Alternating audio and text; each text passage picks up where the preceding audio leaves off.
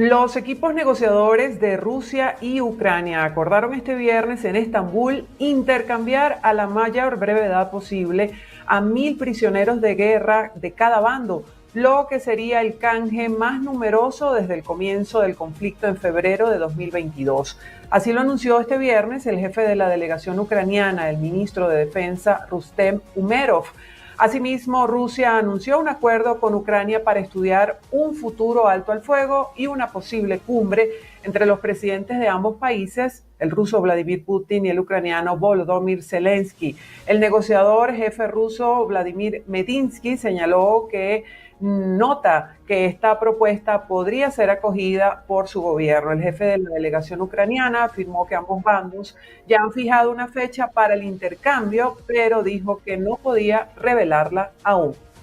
Y el Vaticano ha expresado su disposición para convertirse en sede de un posible encuentro entre Ucrania y Rusia, con el objetivo de facilitar un espacio neutral de diálogo en busca de ponerle fin a este conflicto armado. Así lo confirmó este viernes el secretario de Estado Vaticano, Pietro Parolin, quien aseguró que el Papa León XIV ha puesto la Santa Sede a disposición de Ucrania y Rusia para que ambas partes se reúnan y al menos dialoguen.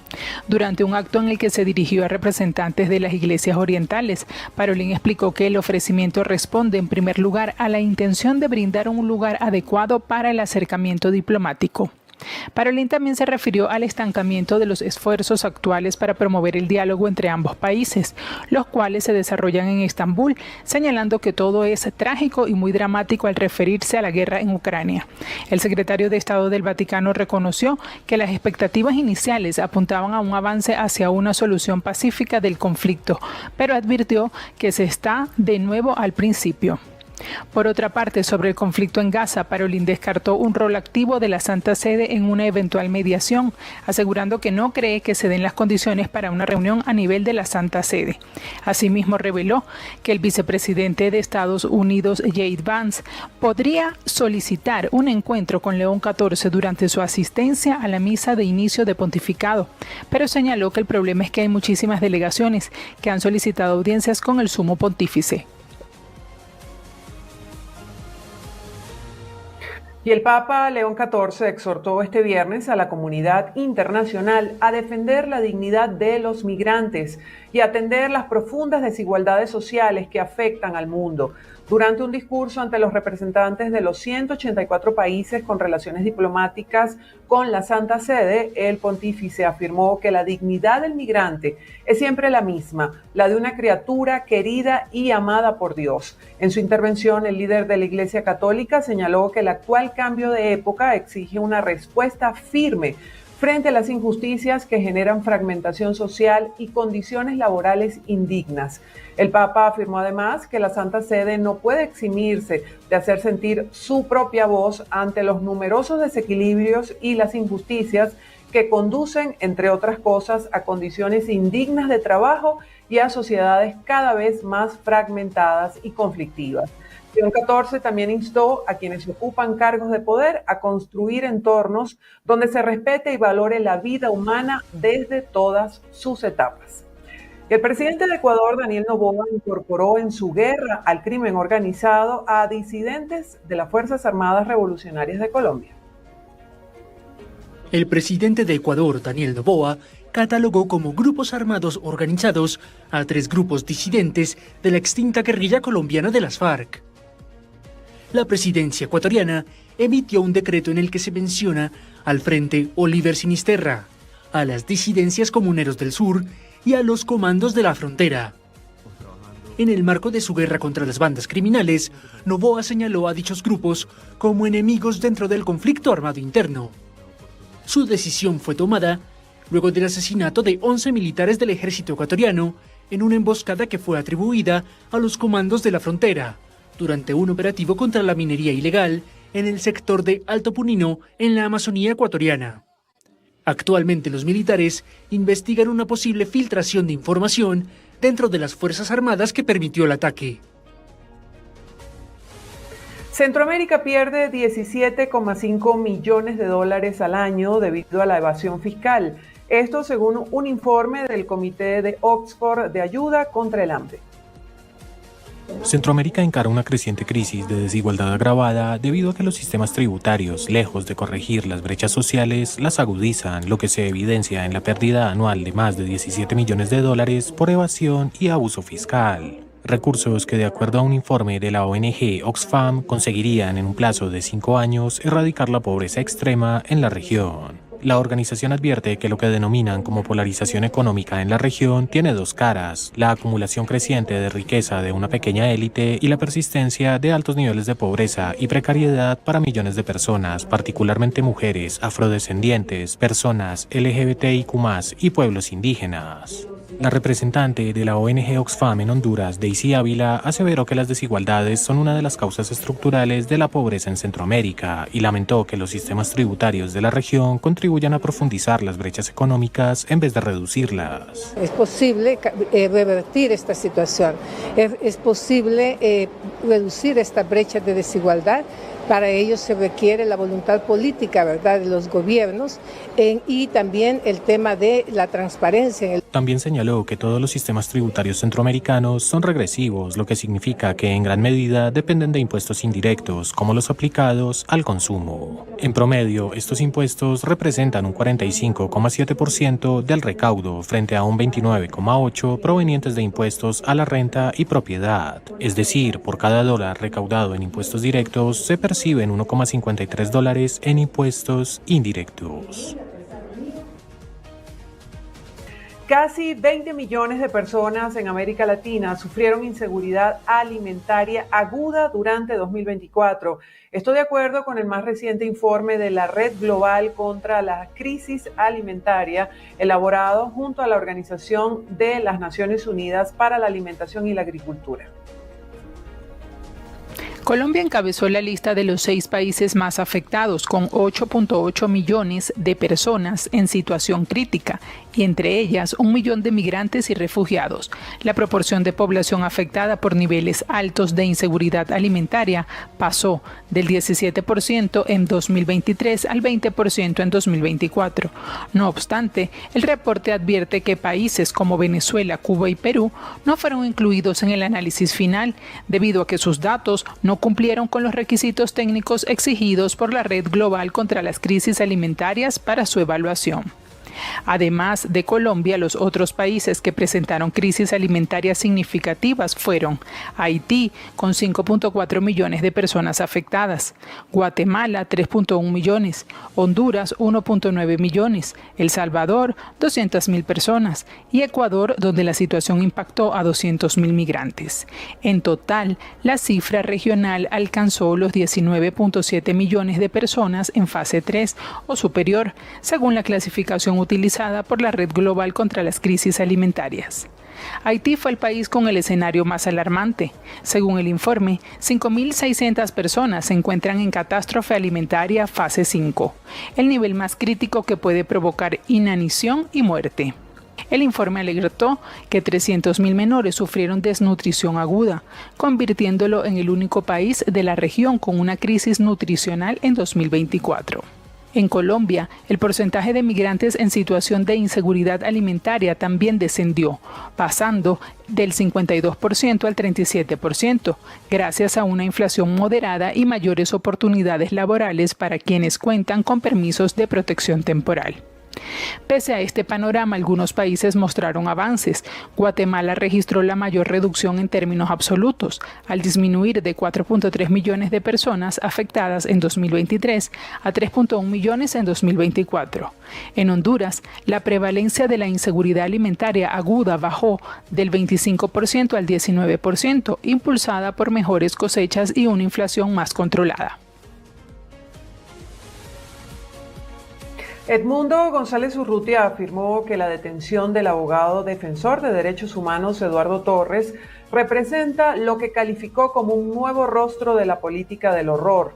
Mencionó que la negativa del sistema judicial a procesar un recurso de habeas corpus a tiempo, un derecho fundamental, confirma la complicidad, según González Urrutia, del aparato judicial con la represión. Eduardo Torres, defensor de los derechos humanos y miembro de Provea, está detenido desde el 9 de mayo. Su aprehensión fue dada a conocer por Tarek William Saab el pasado 13 de este mes, pero hasta ahora su familia desconoce su paradero.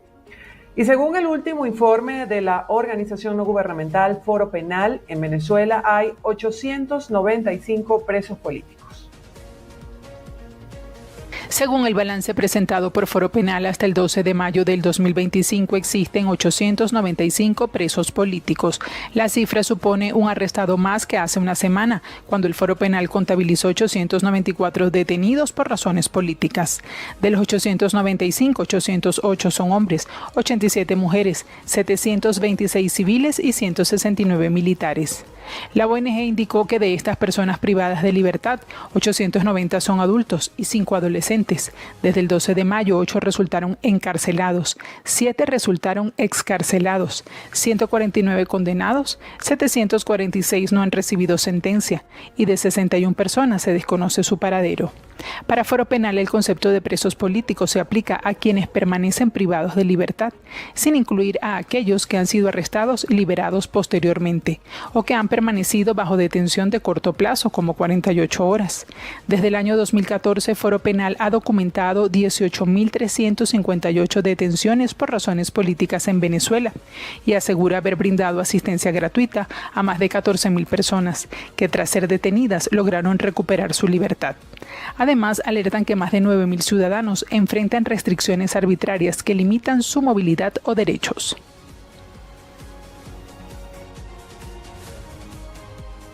Revisamos información en las regiones de Venezuela. En el estado Bolívar, autoridades investigan el infanticidio de un menor de 3 años en una comunidad indígena. Carlos Uniaga nos cuenta que el principal sospechoso es un vecino del sector que fue capturado por la propia comunidad. Sí, gracias por este contacto. El presunto autor del infanticidio es un hombre de 28 años. Este dantesco crimen ocurrió en la comunidad Araimatepuy, específicamente en el kilómetro 70 de la troncal 10, a la altura del municipio Sifontes, acá en el estado Bolívar. De acuerdo con testigos, el sospechoso sostuvo una discusión con la mamá del infante de 3 años. Posteriormente quiso vengarse de ella y, estando presuntamente bajo los efectos del alcohol, buscó al menor de edad y se lo llevó a una vivienda donde lo agredió hasta dejarlo sin vida. Según fuentes policiales, después de consumar el delito, huyó de la casa y dejó el cuerpo de la víctima en el lugar. Habitantes de la comunidad indígena se organizaron para buscar al sospechoso y lo localizaron en una zona boscosa, lo golpearon y luego avisaron a la policía. En estos momentos, el presunto implicado está detenido en la sede del 6CPC de Tumeremo y quedó a las órdenes de la Fiscalía del Ministerio Público. Es la información que tenemos a esta hora desde el estado Bolívar. Gracias, Carlos. Un soldado del ejército venezolano le quitó la vida a un compañero de labores e hirió a otro durante un operativo de patrullaje en el estado Guárico. Este suceso fue registrado en la calle principal del sector Las Delicias, en la población de San José de Guaribe, estado Guárico. De manera extraoficial se pudo conocer que el soldado, identificado como Antonio Villegas Colmenares, de 23 años, patrullaba la zona junto a otros compañeros, quienes conformaban la Unidad de Reacción Rápida de Combate URRA. Presuntamente, Colmenares iba a bordo de un vehículo militar operando una ametralladora MAC 765, la cual accionó y terminó impactando contra 2 de sus compañeros. Uno de ellos fue identificado como José Morfe, de 42 años de edad, quien murió en el sitio y era sargento mayor de segunda. También resultó herido Luigi Berroterán, de 30 años, quien fue auxiliado y trasladado a un centro de salud en la población. Ante esta situación, Colmenares fue detenido. Sin embargo, por ahora las autoridades no han ofrecido un balance oficial sobre este hecho y se desconocen las causas del suceso. Autoridades del Cuerpo de Investigaciones Científicas, Penales y Criminalísticas llevan a cabo las averiguaciones para determinar si lo ocurrido fue un caso accidental o si se trata de un intento de homicidio. Cambiamos de tema. Aunque en la actualidad los venezolanos migrantes son una de las más fuertes realidades del mundo, la historia nos ha tenido más como un país receptivo. Desde Nueva Esparta, expresiones de un migrante ratifican lo difícil que es salir de su nación, pero también lo importante de encontrar hermanos en cualquier parte. Una de las grandes decisiones que debe tomar un migrante es la posibilidad de experimentar otro oficio o profesión. Por eso, quienes logran seguir desarrollando su conocimiento lo asumen como un logro. Hoy conocimos la historia de Emmanuel Dorfey, un artista haitiano que emigró a Venezuela hace 22 años y en la capital de la ciudad encontró un espacio para seguir desarrollando su arte. Yo vivo del arte. Yo soy de otra nacionalidad, yo soy de Haití, pero tengo 22 años cuando yo vivo en este país, donde me han acogido con mucho amor, me siento como si fuera mi tierra. La situación ha sido difícil y también cuando uno ve a las cosas puede ver que es un poco más fácil que otro lado.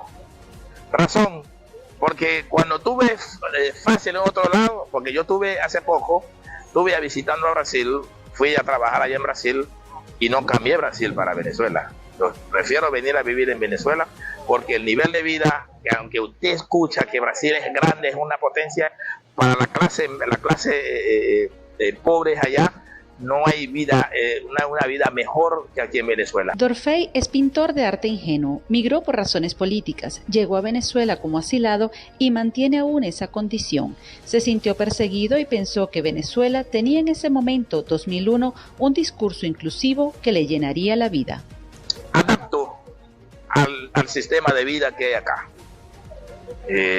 Aquí yo soy un hombre donde hay agua, sol, sal, yo vivo. Igual que viven todos los venezolanos, yo vivo igual que ahí.